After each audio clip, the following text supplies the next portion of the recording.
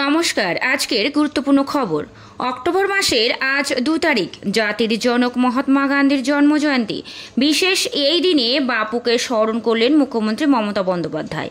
অহিংসার পথ স্মরণ করিয়ে নিজের এক্স হ্যান্ডেলে বিশেষ বার্তা দিলেন তৃণমূলের সুপ্রিমো। মুখ্যমন্ত্রী মমতা বন্দ্যোপাধ্যায় এক্স হ্যান্ডেলে লেখেন, গান্ধী জয়ন্তী উপলক্ষে আমি জাতির পিতা মহাত্মা গান্ধীকে শ্রদ্ধা জানাই। তার অহিংসা, সত্য ও ঐক্যের শিক্ষা আমাদের প্রতিদিন অনুপ্রাণিত করে চলেছে। তিনি দেশকে যে জায়গায় নিয়ে যেতে চেয়েছিলেন, আমাদের উচিত তার দেখানো পথ অনুসরণ করা। অন্যদিকে গান্ধী জয়ন্তীতে বিশেষ বার্তা দিলেন তৃণমূলের সর্বভারতীয় সাধারণ সম্পাদক অভিষেক বন্দ্যোপাধ্যায়। এক্স হ্যান্ডেলে অভিষেক লেখেন, মহাত্মা গান্ধী সত্য, অহিংসা ও সাম্যের পক্ষে দাঁড়িয়েছিলেন। আসুন আজ আমরা চুপ না থাকার অঙ্গীকার করি। আসুন আমরা গান্ধীজি যে আদর্শের পক্ষে দাঁড়িয়েছিলেন সেই চেতনায় অনুপ্রাণিত হয়ে এমন একটি ভারত গড়ি যা জীবনের সকল ক্ষেত্রে ঐক্য ও সমতা বজায় রাখে।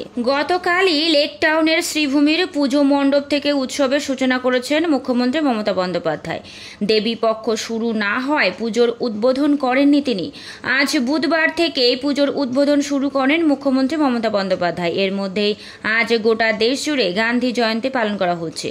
মহাত্মার দেখানোর পথ অনুসরণ করে শান্তি বজায় রাখার বার্তা দিতে দেখা গেল মুখ্যমন্ত্রীকে। অন্যদিকে আজ দলের সর্বস্তরের নেতা কর্মীদের আগামীর বার্তা দিতে চলেছেন তৃণমূল নেত্রী মমতা বন্দ্যোপাধ্যায়।